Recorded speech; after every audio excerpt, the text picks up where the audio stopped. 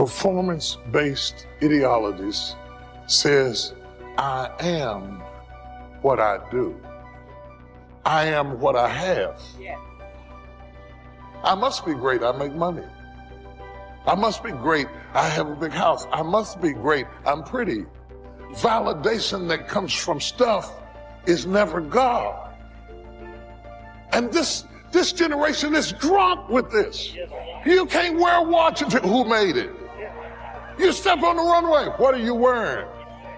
You got everybody's name on you but your own. Oh, that's a Gucci right there. That's a Saint Laurent right there. You know, everybody's name but yours. So if you wear Christian Louboutin and if you wear Gucci, then you must be somebody. No! You cannot have a possession-based understanding of who you are. Give me that job, it'll make me important. Give me that car, it'll make me important. If you weren't important before you got it, you won't be important after you get it. In these days, there's so much emphasis on name brands. We're wearing so-and-so designer shoes, driving a so-and-so car, talking on a so-and-so cell phone. If you're really cool, you got on so-and-so underwear. You can feel good about yourself. We have so many other names on us, we don't know our own name. We're counting on all the name brands to make us feel important. Can I tell you, your name is more important than all those names combined? The difference between you and a name brand is God breathed His life into you. You're a son, you're a daughter of the Most High God. And there's nothing wrong with owning it, driving it, wearing it, but don't let it be the reason you feel good about who you are. If you live possession-based, you have to run from name to name. That's going to wear you out. Why don't you relax? You can't get any more valuable. Whether you're wearing Gucci or Goodwill, whether it's Calvin Klein or Fruit of the Loom, your value never changes. I went to the sporting goods store the other day to buy some new t-shirts to work out in, and practically every one had the manufacturer's name on the front in bold letters. I thought to myself, you want me to buy your shirt and then go around as a billboard for you? Do you need somebody else's name to make you feel good about yourself? Or can you say like Jesus, I don't have to have popularity, possessions, or performance to feel good about myself. I am secure in who I am. Let's go a little deeper. Let's go a little deeper. If enough people like me, then I am. How many people following you on Twitter? I got to get my following up. Let me show you how many people follow me. Do you know Bishop started following? Go, Bishop, follow me. So I am because of who follows me, who likes me. Performance-based identity. If you base your value on people's support, how much they approve you, then if for some reason they stop doing that, you'll feel devalued. People are funny. They'll say you're beautiful one day and I don't care for you the next. If you don't know who you are without them, then if they leave, you'll be lost. You'll try to find somebody else to tell you who you are. Let your Heavenly Father tell you who you are. Get your value, your approval from Him. He says you're a masterpiece. Somebody may have told you the opposite.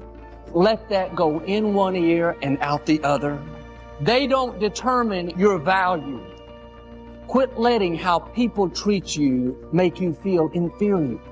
Your value came from your Creator, from the God who spoke worlds into existence. You are blue chip stock. If you think of yourself as a blue chip stock, how can they downgrade you? You can't downgrade me. So what does it matter to me what they do? Too often we base our value on how someone is treating us, how successful we are. The problem is all of those things can change.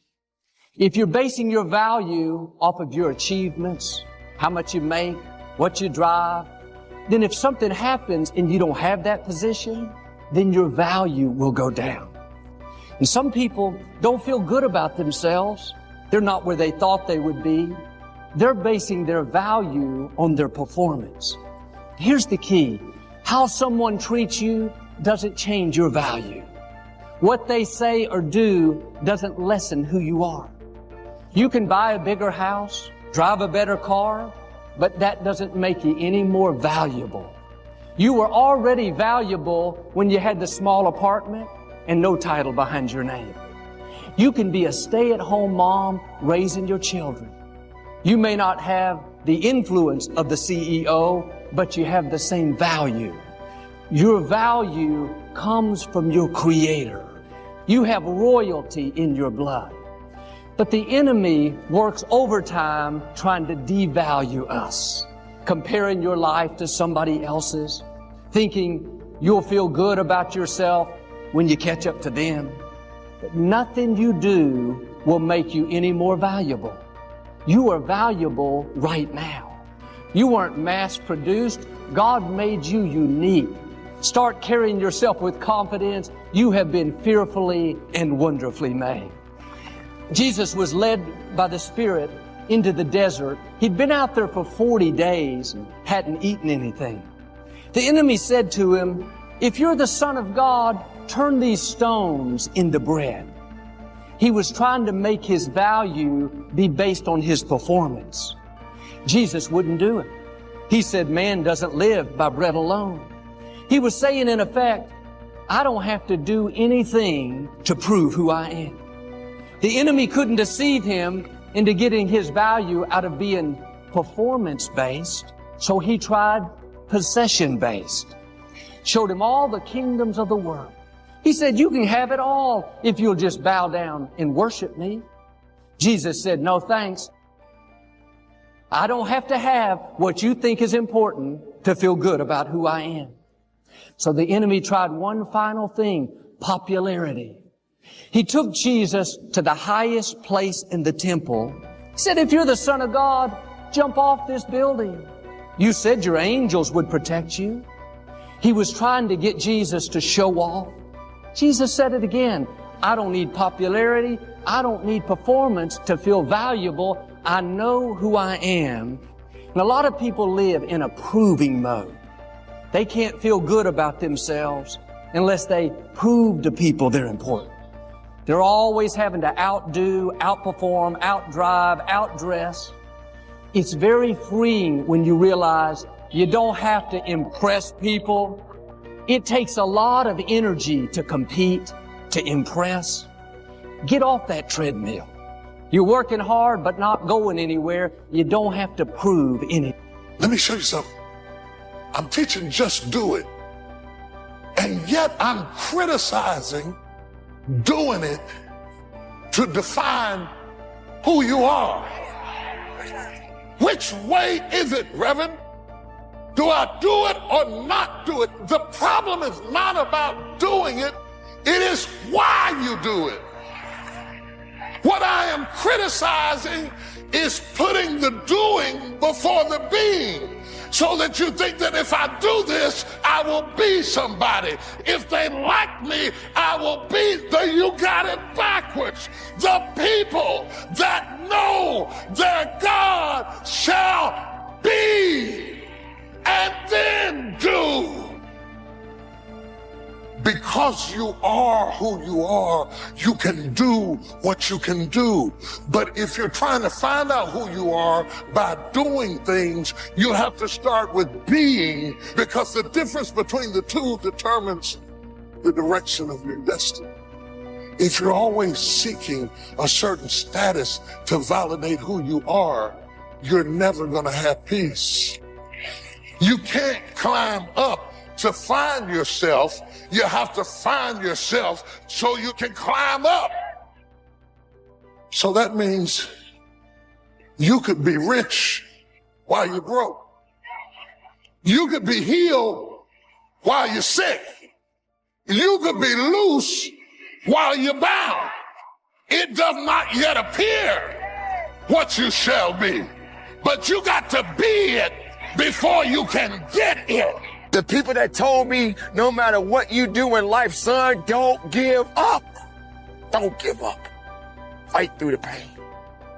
Fight through the pain. If you lose, find a way to win again. If you're hurting inside, turn it around and make it something greater.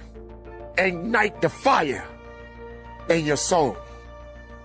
It's okay to be human. My emotions and my sorrows, I know how to control them.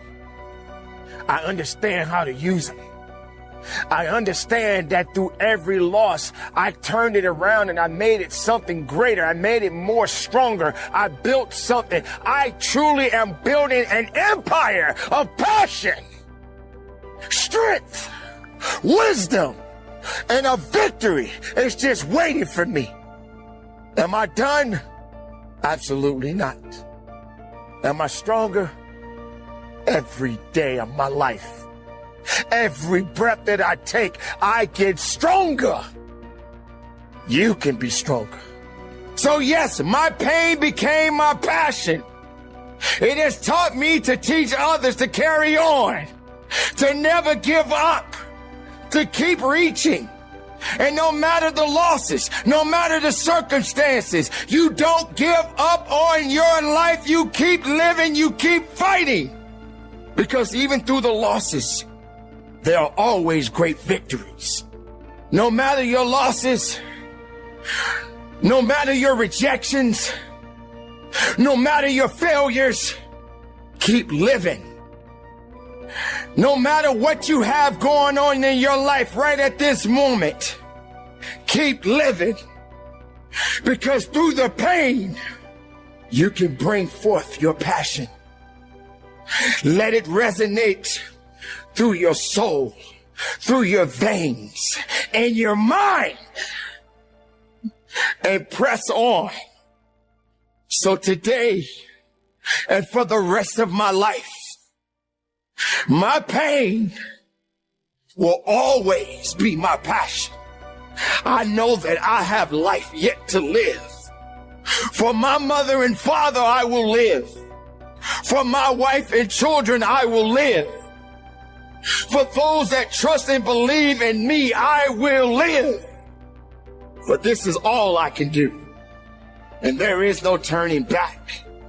So ladies and gentlemen, I say to you all, continue to live your life. Let your pain be your passion. And even if you're hurting inside, turn it around. Make it burn through your veins. Let it burn through your heart and soul. And let it resonate and be powerful than you've ever been in your life. My pain will continue to flow.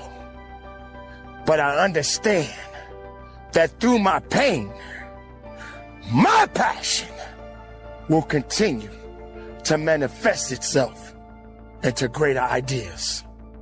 So ladies and gentlemen, you continue to be strong. You stay encouraged. You don't look back. You continue to look forward. You keep your head up high. You keep rising above the clouds. The key is what we do in our times of pain. Pain will change us. Heartache, loss, disappointments, they don't leave us the same. Now, how the pain changes you is up to you. You can come out bitter, or you can come out better. You can come out defeated, giving up on your dreams, or you can come out with a new passion, a new fire, excited about the new opportunities in front of you. All of us experience pain. My challenge, don't just go through it, grow through it. That difficulty is an opportunity to get stronger, to develop character, to gain new confidence. Anybody can give up. Anybody can let it overwhelm you. But you know what that's doing? Wasting your pain. That pain is not there to stop you. It's there to prepare you, to increase you, to develop you. Pain is temporary. It may last for a minute, or an hour, or a day, or even a year. But eventually, it will subside. And something else will take its place. If I quit, however, it will last forever. I dare you to take a little pain. I dare you. I dare you not to go home. Somebody said, I don't go home, I feel bad. Go through it. You ain't gonna die. At the end of pain is success. You're not gonna die because you're feeling a little pain. So don't worry about a little pain. Every single person who has ever done anything worthwhile or exceptional or difficult or extraordinary, everyone encounters difficulties. There is no easy road. It does not exist. It is impossible. We all go through hard times. We all go through depression. We all go through doubt and then moments in your life where it's really difficult and you're trying to figure out what your path is going to be. It's hard as shit. But that is what makes you a person. And those difficult moments are what build your character. Every transformation always gets worse before it gets better. It's supposed to be that way. Keep going. Keep going. Don't quit. You're already in pain. You're already struggling. Get something for your pain. It doesn't make sense to go through pain and then not get none on the other side of it. Once you find out you want, regardless of what it is, then you combine the mind and the body together. That's when life gets exciting, guys. It's not the potential of the individual. It's not the genetics. It's the perseverance. If you constantly keep throwing shit against the wall, eventually something will stick, guys. Never give in to what you want. Start small. Start with changing tomorrow morning, just tomorrow morning. And then move on to the next day and the next and move your life to a better place. One little step, one little victory at a time. We all fall down in life. The question is, who gets back up? You go after and you give it all you have. If you lose, at least you try, man. When you guys find a fear, that fear will either create you or destroy you. I love fear. The reason why? Behind every fear is a person you want to be. Fear is self-imposed, meaning it doesn't exist. You create it, you can destroy it too. If you face your fears, guys, you will realize it's not that big. You face your fears, you become the person you want to be. We have so many doubters. We have so many of those people that say no and you can't do it, that's impossible. But when you start doubting yourself, that's very dangerous. Because now what you're basically saying is that if my plan doesn't work, I have a fallback plan, I have a plan B. And that means that you start thinking about plan B, and every thought that you put into plan B, you're taking away now that thought and that energy from plan A.